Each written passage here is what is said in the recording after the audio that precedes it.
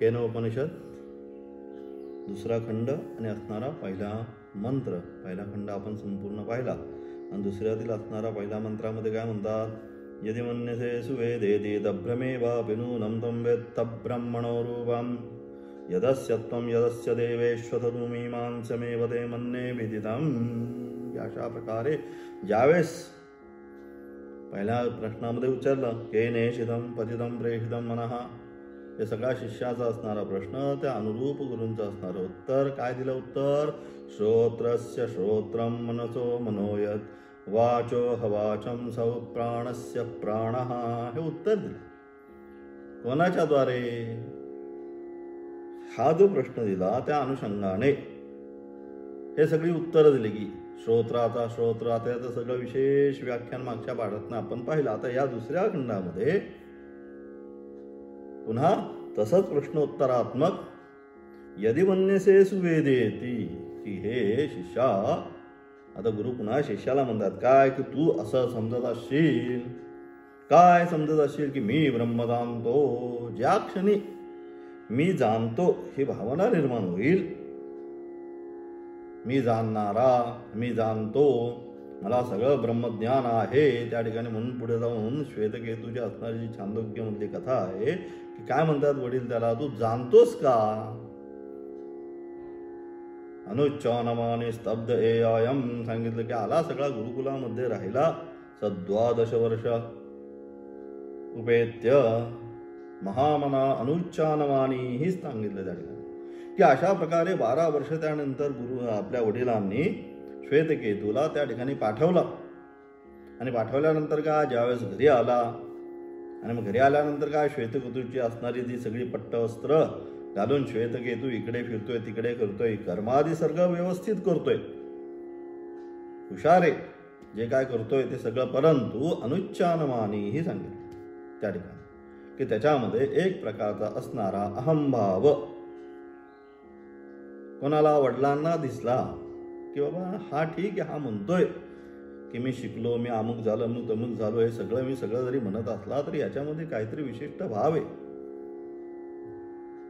की जो भाव प्राप्त होऊ नये म्हणून ब्रह्मविद्या सांगितली. म्हणून सांगितलं यदि मन्यसे सुवे, तू म्हटलास की मी जाणतो, ज्या क्षणी मी जाणतो म्हटलास त्याच क्षणी तू ते ब्रह्माचं यथार्थ स्वरूप जाणलं नाहीस. जसं श्वेतकेतूनी काय केलं, यथार्थ स्वरूप नाही, होता हुशार, सगळं जाणलं त्याने, सगळ्या विद्या शिकून आला, यथोचित कर्म घरी करत होता, परंतु त्यामध्ये जी अहमभावना दिसत होती त्या अहमभावनेला पाहिल्यानंतर मग वडील म्हणतायत काय रे श्वेतकेतू, 5-6 दिवसानंतर एका बाजूला त्याला बसून, की श्वेतकेतू जे विचारायचंय, येन ज्ञातेन सर्वमिदं विज्ञातं भवतीति, की हे श्वेतकेतू ते विचारलंस का रे तू तुझ्या गुरूंना, काय विचारायचंय बाबा, येन ज्ञातेन सर्वमिदं विज्ञातं भवतीति, की ज्याचं ज्ञान झाल्यानंतर काय या संपूर्ण जगताचं मला ज्ञान होईल, अशी जी वस्तू आहे त्या वस्तूचं ज्ञान तू गुरूंकडनं करून घेतलंस का, असा प्रकारे वडील श्वेतकेतूला विचारतात. मग त्याने अनेक प्रकारे नानाविध, नाही मी हुशार होतो, मी असं होतो, मग गुरूंनाच माहिती असेल का नाही माहिती नाही ते विषय, अशा प्रकारे नानाविध असणारी त्याच्या श्वेतकेतूची उत्तरं पाहिल्यानंतर मग वडिलांच्या लक्षात आलं काय, की जे पाहिजे त्याने सगळं तर प्राप्त केलंय, परंतु जीवनात जे पाहिजे ती वस्तू त्यांनी प्राप्त केली नाही, अथवा याच्यामध्ये असणारा अहंभाव. कारण गुरु काय करतात, जोपर्यंत अहंभावना आहे तोपर्यंत तत्वज्ञानाची प्राप्ती नाही किंवा उपदेशाची प्राप्ती नाही. मग तो अहंभाव असल्यामुळे गुरूंनी याला त्या विद्येचा उपदेश केला नाही. हे जाणून मग काय करतात, वडीलच श्वेतकेतूला त्या ठिकाणी तत्त्वमसी स आत्मा तत्त्वमसी श्वेतकेतो म्हणून तत्त्वमसी जे महावाक्य आहे त्या तत्त्वमसी महावाक्याचा उपदेश कोण करतायत, आता वडीलच करतात. आणि म्हणून अशा प्रकारे ते असणारं तत्व, कारण तो काय विषयी स्वरूप आहे, सर्वांना जाणणारा, म्हणून सांगितलं श्रोत्रस्य श्रोत्रम, अत्यंत सूक्ष्म विचार आहे. जय जय स्वसंवेद्या, तेवढीच ओवी आहे, अत्यंत सूक्ष्म हाच जो विचार आहे, हाच विषय त्या ओवीतनं सांगण्याचा प्रयत्न केला. जय जय स्वसंवेद्या आत्मरूपा, की ज्याच्यामुळे काय होतंय, आम्ही हे सर्वच्या सर्व जाणण्याचा प्रयत्न करतो. केनेहिदम पतितम प्रेषितम, म्हणून ज्याच्यामुळे आम्ही हे सर्व जाणतो. कोणाच्यामुळे? जय जय सुसंवेद्या, तो जो सुसंवेद्य स्वरूप आहे, श्रोत्रस्य श्रोत्रम, त्या सुसंवेद्य स्वरूपामुळेच आम्ही हे सर्व जाणतो. आणि म्हणून ते जे सुसंवेद्य स्वरूप आहे त्याला जाणण्याकरता अन्य वस्तूची इथं आवश्यकता पडत नाही. ज्ञानाला जाणण्यासाठी अग्नी जो आहे, जसा अग्नीला जाणण्यासाठी, जसं ज्याप्रमाणे दुसऱ्या प्रकाशाची अग्नी प्रज्वलित झाल्यानंतर टॉर्च घेतो किंवा दुसरा काहीतरी अग्नी त्या ठिकाणी घेऊन येतो, मशाल घेऊन येतो, त्या अग्नीला मी पाहतो, हे जसं होऊ शकत नाही व्यवहारामध्ये, तसं जे ज्ञान आहे ते ज्ञान जाणण्यासाठी ते ज्ञान स्वरूपच आहे. हा विषय अत्यंत या ठिकाणी आता आहे, अत्यंत सूक्ष्म विषय, तो विषय होऊ शकत नाही. विषयी वस्तू जी आहे ही काय आहे, जे जे स्वसंवेद्य स्वरूप आहे, तिला पुन्हा विषय आपण करू शकत नाही. आणि म्हणून गुरु त्या ठिकाणी प्रश्न करतात, यदि मन्यसे सुवेदेती दब्रमेवापि नूनम त्वं वेत्त ब्रह्मण रूपम, की अशा प्रकारे तुझं म्हणत असेल की मी ब्रह्म जाणतो, ज्या ठिकाणी मी आला म्हणजे मी जाणतो म्हटला तरी काय प्रश्न होणार आहे? मी जाणतो हे म्हटल्याबरोबर त्या ठिकाणी काय होतं, मी मध्ये असणारा अहम त्या ठिकाणी आल्यामुळे तो जाणत नाही, तत्वतः नाही. जाणणं आणि तत्वतः जाणणं यात फरक आहे. आपाततः ज्ञान, म्हणून ज्ञानम विज्ञान सहितम सांगितलं गीतेने 9व्या अध्यायात. पुन्हा काय सांगितलं? नुसतं ज्ञान नको, तर काय सांगितलं? ज्ञानम विज्ञान सहितम यज्ञात्वा मोक्षसे अशुभा सांगितलं. ज्ञान विज्ञान स्वरूप झालं पाहिजे. आता हे सगळे जे आपण शिकत आहोत हे सगळं ज्ञान आपण प्राप्त करतो, परंतु हे ज्ञान विज्ञान स्वरूप कधी होईल? ज्यावेळेस आपण अधिकारी संपन्न साधक होऊ. म्हणजेच काय? विवेक, वैराग्य, समाधी, षटक संपत्ती, मुमुक्षुत्व आदी या सर्व ज्या आहे शास्त्राने सांगितलेल्या सात्विक गुण प्रवृत्ती, सात्विक गुण, दैवी गुण संपत्ती ही ज्यावेळेस आपल्या अंतःकरणामध्ये निर्माण होईल त्याच वेळेस आपण काय होऊ? त्यावेळेस आपण मुमुक्षु खऱ्या अर्थाने होऊ. त्यावेळेस खरं अर्थाने आपण साधक साधना संपन्न होऊ. मग असा जो आहे तो जो साधक साधना संपन्न झालेला आहे, दैवी गुण संपत्ती ज्याच्यामध्ये निर्माण झालेले आहे, तोच काय हे जे ज्ञान आहे हे ज्ञान तो विज्ञानामध्ये कन्वर्ट होईल. म्हणजे काय? त्याचं जे जे स्वसंवेद्य स्वरूपाचा अनुभवयुक्त ज्ञान. आणि मग एकदा अनुभवयुक्त ज्ञान झालं की मागे जसं सांगितलं की ज्ञानाच्या असणारा सप्त भूमिका, तो काय होईल? त्या चौथ्या भूमिकेपासून पुढे निघून जाईल. जे गीतेने सांगितलं 2ऱ्या अध्यायात, स्थितप्रज्ञस्य का भाषा समाधिस्थस्य केशव प्रजहाति यदा कामान सर्वान पार्थ मनोगतान. अथवा मग काय होईल त्याचं? आयस्य आत्मरतिरेव स्यात् आत्मतृप्तश्च मानवः आत्मनेवच संतुष्टः तस्य कार्यं न विद्यते गीता. की अशा प्रकारचा जो साधक आहे की ज्याने खरोखर हे आत्मज्ञान प्राप्त केलेलं आहे, त्या आत्मज्ञानीसाठी, त्या स्थितप्रज्ञासाठी, मग स्थितप्रज्ञा सांगितलं. स्थितप्रज्ञ, स्थितः प्रज्ञायस्य, ज्याची प्रज्ञा काय झाली? स्थिता म्हणजे स्थिर झालेली आहे. म्हणजे काय? विचलित होत नाही ज्याची प्रज्ञा. आमची प्रज्ञा काय? आमची प्रज्ञा अजून विचलित होती. म्हणजे आज हे करायचं, कितीही आपण वेदांत शिकला तरी आम्हाला काय वाटतं, पुन्हा 9 वाजले की आमचं पुन्हा बाकीचं आहे, आम्हाला हे करायचं, आम्हाला ते करायचं, इकडे जायचं, तिकडे जायचंय. तिथं स्थिर होत नाही प्रज्ञा एका स्थानावर. मग काय होते? आमची प्रज्ञा कशी? इकडे अव्यवसायात्मिका. अव्यवसायात्मिका आमची, इकडे जाणार तिकडे जाणार, हे करायचं ते करायचं. आणि हे सगळं झाल्यानंतर पुन्हा थोडं वेदांतशास्त्र शिकायचं, थोडं पूजापाठ करायचा, हरिपाठ करायचं, हे सगळं अशा प्रकारे जी प्रज्ञा आहे ती शास्त्राने गीतेने सांगितलेला अव्यवसायात्मिका बुद्धी. आणि व्यवसायात्मिका एकेह गुरुनंदन, एकच ब्रह्मा आहे अशा प्रकारे. आणि म्हणून हे ब्रह्म जे आहे हा विषयी स्वरूप आहे. जसं अग्नीला मगाशी सांगितल्याप्रमाणे पाहण्यासाठी अन्यत प्रकाशाची अपेक्षा नाही. ते काय ते ते तो पेटल्यानंतर दिसणारच, ते त्याला पुन्हा प्रकाशच करणार आहे. तो त्या ठिकाणी त्याला पुन्हा प्रकाशित करण्यासाठी, अग्नीला प्रकाशित करण्यासाठी टॉर्च आणतो. हे जसं म्हणणं अत्यंत चुकीचं आहे. तसंच मी ज्ञानाला जाणतो हे म्हणणं जाणणाराच तोय. अतिशय बघा, अतिशय अतिशय सूक्ष्म विषय जाणणाराच तोय. त्यामुळे त्याला जाणणं, विषय आणि विषयी असणारा भाव, त्या ठिकाणी काय होणार आहे, एक वस्तूच्या असल्यामुळे तिथं अन्य वस्तूचाच अभाव होणार असल्यामुळे कोण जाणणार, कशा प्रकारे जाणणार, हा जसा प्रश्न त्या ठिकाणी निर्माण होणार आहे. म्हणून म्हणतात यदि म्हणण्याचे सुवेदे, तू म्हणतोयस मी ब्रह्म जाणतो, मी ब्रह्म जाणतो, असं ज्या क्षणी तू म्हणशील, आणि म्हणून ज्या वेळेस तो जाणतो परिपूर्ण, त्यावेळेस काय आता म्हणून शास्त्र यत्र वाचो निवर्तन्ते अप्राप्य मनसा सह सांगितलं. यत्र वाचो निवर्तन्ते अप्राप्य मनसा सह. ती वाचा जी आहे ती वाचा सुद्धा काय होते, निवर्तन्ते, पुन्हा येते. कशाचं वर्णन करायचं, वर्णनातीत येतो. अहम निर्विकल्पो निराकार रूपो विभुर्व्याप्य सर्वत्र सर्वेंद्रियाणाम. की अशा प्रकारचे निर्गुण निराकार असल्यामुळे त्याचं कशा प्रकारे त्याचं वर्णन करणार, काय करणार. आणि म्हणून पुढे जाऊन पुन्हा श्रुती म्हणते नेती नेती. अलग लक्षात आहे सगळं जे आहे, यत्र वाचो निवर्तन्ते नेती नेती मौनम व्याख्या प्रकटित परब्रह्म तत्वम युवानम.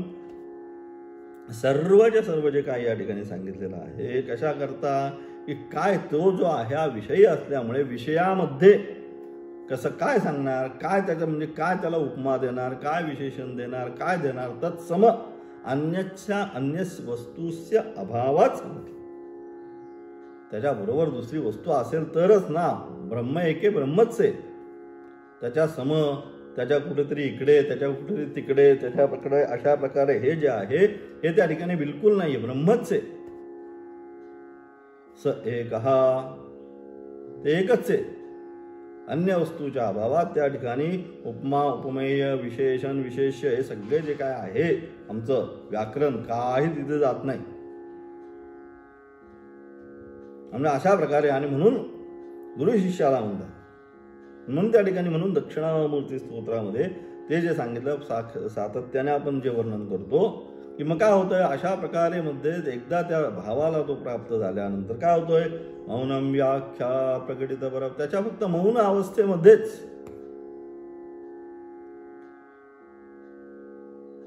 काय गुरोस्तु मौनम व्याख्यानम शिष्यास्तुचिन्न संशया. केवळ ते असणारी त्याची मौन मुद्रा जी आहे, त्यांनी जे काही शिष्य समोर बसलेले आहेत त्यांच्या मनामध्ये कुठल्याच प्रकारचा संशय आता राहिलेला नाही. सगळे संशय काय झाले, निवृत्त झालेले आहे. आणि म्हणून अशा प्रकारे ते तत्व असल्यामुळे या ठिकाणी गुरु काय म्हणतात शिष्याला की तू जर का असं मानत असशील, मला ते कळलं तसं श्वेतकेतूच्या अनुषंगाने तू जर म्हणत असशील मला सगळंच माहिती होतं, म्हणतो मला सगळं जे काही गुरूंनी शिकवलं त्या सगळ्या आश्रमामध्ये माझ्यासारखा हुशार कोणी नव्हता. जे त्यांनी सांगितलं ते तर सर्व मला माहिती, सर्व मी शिकून आलो. अशा प्रकारे जे काय श्वेतकेतूंनी त्या ठिकाणी ज्ञान सांगितलं तसंच हे. ज्यावेळेस तू म्हणशील की मी हे जाणलं, त्या क्षणी समजायचं तू हे जाणलं नाहीस. मग काय, एकदा ज्यांनी जाणलं तो मौन अवस्थेलाच प्राप्त होईल. कारण त्याच्यामधल्या असणाऱ्या संपूर्ण ज्या क्रिया आहेत त्या सगळ्या क्रियांचा काय होईल, का जाणल्यानंतर त्याच्या क्रियांचा आपल्या आप त्या ठिकाणी अभाव होत जाईल. आणि म्हणून म्हणतात की असं तू म्हणतोस मी ब्रह्म जाणतो, तर तू त्याला थोडाच जाणतो म्हटल्यानंतर परिपूर्ण नाही, थोडक्यात तू समजत आहे. त्याचे जे स्वरूप तू समजत आहे, गुरुना म्हणतात तू जे काय म्हणतोस मी हे जाणलं, मी हे जाणलं, त्याचे जे स्वरूप तू समजत आहे व त्याचे जे रूप देवतांमध्ये माहिती आहे किंवा देवतांच्या अनुषंगाने जे स्वरूप माहिती आहे ते सुद्धा कसं आहे, ते अत्यल्पच आहे, वास्तविक तेवढं नाहीच आहे. म्हणून मागच्या वाट्यातनं सांगितलं यद उपासते, सांगितलं ज्याची उपासना तू करतोस तदेव ब्रह्मत्वं विद्धी. काय नेदम यद इदम उपासते, हे याची जे काही तू आपण करतो, यांची मी उपासना करतो, त्याची मी उपासना करतो, तेच ब्रह्म, ते ब्रह्म होऊ शकत नाही. मग कोण म्हण यन मनसा न म्हणूते येनाहुर मनोमतम, सांगितलं जे मनाच्या द्वारा ज्ञान होतं ते नाही, जे मनाला प्रेरणा देणार. अंतश्च आत्मा, सर्वांच्या आतमध्ये असणारा तो अंतरात्मा तेच ब्रह्म आहे. तद व्यतिरिक्त जे जे म्हणतो आम्ही हे ब्रह्म ते ब्रह्म, हे असं ब्रह्म तसं ब्रह्म, हे जे जे नामरूपात्मक जेवढं आम्ही त्याला हे करायचं म्हणजे दाखवण्याचा प्रयत्न करू, जे जे नामरूपाने दाखवू ते ते ब्रह्म नाही. म्हणून नेती नेती या सगळ्यांचा निषेध वाक्यानेच, म्हणून त्या ठिकाणी शास्त्राने सांगितलं निषेध वाक्याने हे सगळं झाल्यानंतर जे राहील म्हणजे काय, तिथे वाक आता राहणारच नाही. कशाचं वर्णन करायचं, सगळ्या वस्तूंचा ज्या ठिकाणी. म्हणून आपण सांगितलं ते प्राप्त करण्यासाठी काही करायचं नाही, साधना काय करायची आपण हे सातत्याने पाहत आलो आतापर्यंत की ब्रह्मज्ञानासाठी साधना काय करायची, ब्रह्मज्ञानासाठी काही साधना करायची नाही. मग काय करायचं, जे आहे जे आपण पकडून बसलेलो आहोत हे सगळं सोडून द्यायचं, हीच साधना सांगितली. हे माझं ते माझं, हे नामरूपात्मक जो अहंकार आहे त्या नामरूपाच्या अनुषंगाने मी आणि माझं, म्हणून त्या अनुषंगाने त्या ठिकाणी गीता सांगितली. त्याशिवाय अर्जुनाने मी आणि माझं युद्धासाठीच आलेला अर्जुन ज्यावेळेस कोणाला पाहिलं, आचार्य पितर पुत्रान तथैव च पितामहान, हे सगळ्यांना ज्यावेळेस पाहतोय त्याच वेळेस इदंती मात्राणी मुखंच परिशिष्यती वेपतिश्च शरीरे मे रोमहर्षश्च जायते, सांगितलं. आणि अशा प्रकारे रथोपस्थोपाविशद, म्हणजेच काय, युद्धाला आलेला अर्जुन, तसंच म्हणजेच काय, आपण सुद्धा कर्तव्य कर्म, युद्धाला आला म्हणजे काय, स्वतःचं कर्तव्य कर्म करण्यासाठी आलेला अर्जुन ज्यावेळेस मी आणि माझे या ज्ञानाने काय झाला, मोहित झाला, नामरूपामध्ये आसक्ती निर्माण झाली. कोणाला पाहिल्यानंतर या सगळे समोर मग आपलेच, हे सगळे माझेच आहे, हे ज्यावेळेस पाहतो त्याच वेळेस काय झालं, त्या अर्जुनाला मोह निर्माण झाला. तसंच आहे आपलं. म्हणून जोपर्यंत मी आणि माझं नाम आणि रूप याच्यामध्ये जोपर्यंत आसक्ती आहे तोपर्यंत, म्हणून सांगितलं योगरतो वा भोगरतो वा संगरतो वा संगविहीन यस्य ब्रह्मणी रमते चित्तम, तो कुठल्याही अवस्थेमध्ये राह, नंदती नंदती नंदते व सांगतो, आनंदामध्येच राहतो. आणि इथे मग ज्या ठिकाणी नामरूपामध्ये आसक्ती निर्माण होते त्या ठिकाणी तो मोहाला प्राप्त होतो. आणि एकदा तो मोहाला प्राप्त झाल्यानंतर कर्तव्य कर्म जे आपलं आहे, अर्जुनाचं कर्तव्य कर्म काय होतं त्या ठिकाणी, आता युद्ध करणं हे कर्तव्य कर्म होतं. मग काय त्याला कर्तव्य कर्मापासून च्युत झाला तो. रथोपस्थोपाविशत कसा विसृज्य सशरम चापम शोक संविघ्न मानसः, सांगितलं. रथामध्ये असणारं धनुष्य आणि बाण त्या ठिकाणी ठेवून रथामध्ये अत्यंत शोकाला प्राप्त झाला. कधी, ज्यावेळेस लक्षात आलं हे माझे आहेत आणि मी त्यांचा आहे, म्हणजे नामरूपामध्ये असणारी आसक्ती ज्यावेळेस मनामध्ये निर्माण होते त्यावेळेस माणसाला मोह आणि माया निर्माण. आणि एकदा मोह आणि मायेच्या अज्ञानाच्या कचाट्यात आपण म्हणतो, त्याच्या कचाट्यात सापडला की जशी त्याला सुट्टी त्या ठिकाणी मिळत नाही, तसं इथेच असंच आहे. मोह आणि मायेच्या अनुषंगाने एकदा तो प्राप्त झाला त्याला की त्यातनं बाहेर पडणं मग गुरुशिवाय त्याला पर्याय नाही. म्हणून त्या दुसऱ्या अध्यायात ज्यावेळेस म्हणतो काय, कार्पण्य दोषोपहत स्वभाव पृच्छामित्तां धर्मसम्मूढचेताः यच्छ्रेयस्यां निश्चितं ब्रूहितं मे शिष्यस्तेहं शाधिमां त्वां प्रपन्नं, म्हणतोय की शिष्यस्तेहम, हे भगवंता मी काय अनन्य भावाने म्हणून तेच सांगितलं.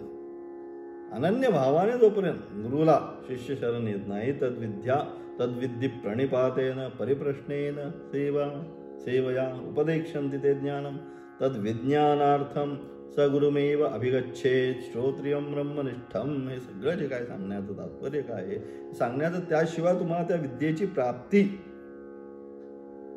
होऊच शकत म्हणून तद्विज्ञानार्थ स गुरुमेवाभिगच्छेत. त्याचं जर ज्ञान करून घ्यायचं असेल तर गुरुला शरण गेलं पाहिजे. दुसरं कुठेही जाऊन काही उपयोग होणार नाही. आणि म्हणजे अशा प्रकारे ज्यावेळेस शाधिमाम त्वाम प्रपन्नम म्हणतो दुसऱ्या अध्यायामध्ये भगवंताला म्हणतो की आता मी काय तुमचा शिष्यस्ते हम. आतापर्यंत काय समजत होता सखेति मत्वा प्रथम यदुक्तम. हे कृष्ण हे यादव हे सखेती. हे कृष्ण हे यादव हे सखा कोणाला म्हणतोय? भगवान श्रीकृष्णांना अर्जुन अशा प्रकारे म्हणतोय. आणि मग आता लक्ष झालं की कोण आहेत भगवान. त्या म्हणतो शिष्यस्ते हम चाधिमाम त्वाम प्रपन्नम. हे भगवंता मी अनन्य भावाने तुम्हाला आता शरण आलेलो आहे. आता तरी तुम्ही काय करा, मला योग्य शाधिमाम त्वाम प्रपन्न, मला योग्य असणारा उपदेश तुम्ही मला द्या. म्हणजे अशा प्रकारे ज्यावेळेस शिष्य अनन्य भावाने समित्तान श्रोत्रियम ब्रह्मनिष्ठम सांगितलं हातामध्ये समिधा घेऊन गुरुला अनन्य भावाने शरण जातो त्यावेळेसच उपदेक्षन्ति ते ज्ञानम सांगितलं शास्त्राने. ज्ञानिनस्तत्त्वदर्शिनः. अशा प्रकारे प्रणिपात सेवा प्रतिप्रश्न हे योग्य अनुकूल असेल तर गुरूंना वाटलं तर की ठीक आहे आता काय हे झालंय परिपक्व आहे काय हरकत नाही त्याच वेळेत उपदेश करतील. नाही तर मग काय पुन्हा सेवा आहेच त्या ठिकाणी. परिपक्व जोपर्यंत होत नाही अंतःकरण म्हणजेच काय परिपक्व होणं म्हणजे त्यामध्ये असणारी दैवी गुणसंपत्ती जोपर्यंत त्यामध्ये परिपूर्ण होत नाही तोपर्यंत जसं जमिनीची असणारी संपूर्ण मशागत यथायोग्य केल्यानंतर बीजारोपण केल्यानंतर जसं छानपैकी त्याचं असणारं बीजारोपण होतं त्याप्रमाणे एकदा अंतःकरणामध्ये असणारे मल विक्षेप आवरण काम क्रोध लोभ मोह आदी हे सगळे जे आहे हे सगळे ज्या क्षणी नष्ट होऊन जातात आणि त्यानंतर मग काय ते सात्विक गुण संपत्ती त्यामध्ये निर्माण झाल्यानंतर फक्त उपदेश असा करायचा आहे बाकी आता काही करायचं नाही. प्रोसेस सगळी संपली आता फक्त काय करायचं बीज शेवटचं सगळं झाल्यानंतर जमिनीची मशागत झाल्यानंतर शेवट काय काम असतं फक्त बीज त्या ठिकाणी रोपण एवढं एकच काम असतं. आणि केल्यानंतर पाणी सोडल्यानंतर जसं 5 ते 6 दिवसामध्ये ते छानपैकी उगवून वर येतं ते तसंच ही प्रक्रिया हे अंतःकरणामधलं हे सगळं ज्यावेळेस नाश होऊन जाईल प्रतिप्रश्न सेवया प्रणिपात आणि त्याच्यानंतर मग फक्त गुरु काय करतात असणारा उपदेश. म्हणून महावाक्य काय फार मोठी नाहीये अगदी एका पदाचीच आहेत. अहम ब्रह्मास्मी तत्त्वमसि अयमात्मा ब्रह्म प्रज्ञानम ब्रह्म म्हणून त्यांना कारण का त्याच्यामध्ये महान असणारा अर्थ जो आहे तो महान अर्थ त्याच्यामध्ये सांगितलेला असल्यामुळे त्याला महावाक्य म्हणतात. त्या महावाक्याचा असणारा उपदेश सत्शिष्याय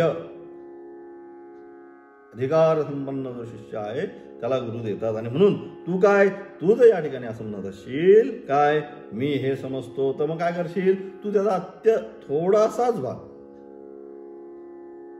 तू या ठिकाणी समजत आहे ज्याचे स्वरूप तू समजत आहे अलग लक्षात किंवा देवतांमध्ये ज्याचं रूप माहिती आहे ते सुद्धा कसं आहे अत्यल्पच आहे त्यांना सुद्धा नाही. म्हणून आता पुढे जाऊन ती कथा आता पुढच्या खंडामध्ये येईल. त्यांना वाटतं मी विजयी झालो मग त्या ठिकाणी ती देवी येते मग ती सांगते की तुमचा विजय ना हा गुणाचा विजय हा ब्रह्माचाच विजय पण तुम्ही काय झालं तुम्हाला वाटलं आम्ही विजयी झालो मग तुमची शक्ती काय आहे म्हणून त्या वाऱ्याला तिनका टाकून दिला की हलव म्हणतो मी या जगामधली कुठलीही वस्तू हलवू शकतो. त्या उमाला म्हणतोय तो वायू अग्नी म्हणतोय मी कुठलाही काही या ठिकाणी भस्मसात करू शकतो. मग त्या ठिकाणी असणारा बारीक तिनका गवताची काडी थोडक्यात त्या पुढे टाकली जाळ म्हणे याला तर त्याला काही करता आलं नाही. त्या काडीला वायू गेला, वायूला सुद्धा काही करता आलं नाही. मग इंद्र म्हणतो मी जातो, मी पाहतो. मग त्या ठिकाणी उपदेश होतो. म्हणजे अशा प्रकारे ते जे तत्व आहे जोपर्यंत आम्ही म्हणू किंवा जे आम्ही समजतो आहोत आमच्या असणाऱ्या व्यवहाराच्या अनुषंगाने ते सगळं काय ते सुद्धा अल्पच आहे. आणि म्हणून तू काय केलं पाहिजे, हे सगळं जे ज्ञान आम्ही व्यावहारिक प्राप्त करून या व्यवहाराच्या अनुषंगाने जे जे म्हणून आम्ही ब्रह्म म्हणतो की हे असं आहे, ते तसं आहे, ते अशा स्वरूपाचं असेल, हे सगळं जे का आम्ही समजत आहोत हे वास्तविक आम्ही समजत नाही किंवा अत्यल्प समजत आहोत. यद न्यूनम सांगितलं. यदस्यत्वम यदस्य देवेषु तु अतु मीमां सेवते मन्ये विदितम. की तुझं असं समजत असेल तर ते सुद्धा तू काय अल्पच म्हणजे परिपूर्ण तुला त्याचं अजून ज्ञान नाही. आणि म्हणून काय पाहिजे, तुझ्यासाठी ब्रह्म विचारणीय आहे. आणि म्हणून तुला काय केलं पाहिजे, तुला त्या ब्रह्माचं ज्ञान प्राप्त करून घ्यायचं असेल तर पुन्हा पुन्हा स्थानुनिखन न्यायेन. बरोबर ना. आता इतक्या वर्ष आपलं चाललेलं आहे, पुन्हा तोच विषय स्थानुनिखन दृढ होत आहे. एकदा दृढ झाल्यानंतर काय पुन्हा दुसरं काही नाही की ब्रह्मच आहे. मग म्हणून श्रवण, मनन आणि निध्यासना ही प्रक्रिया सांगितली शास्त्राने. जसा तो असणारा स्थानू म्हणजे असणारा खांब त्या ठिकाणी खड्ड्यामध्ये टाकल्यानंतर जसं अनेक प्रकारच्या दगड गोटे टाकून आपण त्याला हलवून हलवून पुन्हा पुन्हा पहारीने ठोकून काय करतो, मजबूत करतो, त्याप्रमाणे श्रवण मन निध्यासाच्या द्वारे आपण काय करतो, पुन्हा पुन्हा ते तत्व जे आहे तर दृढ करण्याचा प्रयत्न आपण करतो. आणि अशा प्रकारे एकदा दृढ झाल्यानंतर देहावर मध्ये असणारी आसक्ती भावना, नाम आणि रूपामध्ये असणारी आसक्ती भावना, जसं जसं जसं पॅरामीटर आहे आपला की किती माझा मधला अहमभाव कमी कमी कमी कमी होत चालला आहे. म्हणजे मग काय तो कमी कमी इकडे होतोय म्हणजे म्हणायचं इकडचं ब्रह्मज्ञान आपलं वर्धन होतं, म्हणजे वाढत वाढत चालतं. आणि हा अहमभाव, हा नामरूपात्मक भाव वाढतोय म्हणजे ब्रह्मज्ञान आपलं कमी कमी होत आहे. असं निश्चितपणे साधकाने समजून घ्यायचं. आणि म्हणून काय तुझ्यासाठी ते ब्रह्म विचारणीय आहे. म्हणून काय केलं पाहिजे, त्या ब्रह्माचा यथार्थ गुरुपदेशातून किंवा गुरुज्ञानाने अथवा गुरुपदेशातून गुरु ज्याप्रमाणे सांगतील त्याप्रमाणे त्या ब्रह्माचा यथार्थ काय केलं पाहिजे, तू ज्ञान समजून घेण्याचा की काय नक्की सांगायचं ब्रह्म म्हणजे आहे ते या ठिकाणी तू समजून घेतलं पाहिजे. त्याचा असणार आता जे भाष्य, आता भाष्य एकदा आरंभ केलं की शेवटच करायला लागेल त्याचा, कारण भाष्याचा विषय याच्याहीपेक्षा क्लिष्ट आहे. त्याच्या आता पूर्ण परी असणारी प्रपीठिका की काय उद्या आपण ऐकायचं आहे, की उद्या काय येणार आहे तो विषय, कुठला क्लिष्ट विषय उद्या येणार आहे, ते कशा प्रकारे विषय आणि विषयी, ते विषयी आहे, विषय नाही. तो जाणणारा आहे. पण तो जाणणारा आहे तो ती वस्तू होऊ शकत नाही, विषय होऊ शकत नाही, तो विषयी आहे. हेच या ठिकाणी या सगळ्या आता उद्याच्या असणारं जे भाष्य आहे, उद्याच्या भाष्याच्या अनुषंगाने हाच विषय त्या ठिकाणी विषय आणि विषयी. म्हणून ज्ञानाचा विषय होऊ शकत नाही, ज्ञान स्वरूप आहे. नीट लक्षात घ्या, ज्ञान स्वरूप आहे, ज्ञानाचा ब्रह्म विषय होऊ शकत नाही. ब्रह्म हे ज्ञान स्वरूपच आहे. अशा प्रकारे त्या ठिकाणी असणारं अतिशय सूक्ष्म त्याचं असणारं भाष्य त्या ठिकाणी आरंभ होईल. म्हणून त्या भाष्याची असणारी प्रपीठिका विषय आणि विषय लक्षात ठेवा. स्वरूप आहे, स्वरूप विषय होऊ शकत नाही. हे जोपर्यंत आपल्या डोक्यामध्ये बसत नाही तोपर्यंत त्याचं भाष्य जे आहे उद्याचं हे भाष्य लक्षात येणार नाही. आणि म्हणून विषय आणि विषय विषयी आहे, स्वरूप आहे, हे व्यवस्थित आपण आपल्या बुद्धीमध्ये बसून घ्या. आणि उद्याच्या आपण पाठाला, उद्या जरी रविवार असला तरी उद्या आता हे सांगितल्यामुळे उद्या पाठ करायलाच लागेल. तेव्हा ते तुम्हाला सगळं भाष्य उद्याचं लक्षात येईल काय आहे ते, कारण थोडं क्लिष्ट भाष्य आहे उद्याचं. तर उद्याच्या पाठामध्ये आपण त्याचं असणारं भाष्य उद्या डायरेक्ट भाष्याला आरंभ करू. उद्या नेहमीप्रमाणे, उद्या जरी रविवार असला तरी 7:40ला नेहमीप्रमाणे उद्या त्याचं भाष्य आपण पूर्ण करण्याचा प्रयत्न करणार आहोत. ओम तत्सत.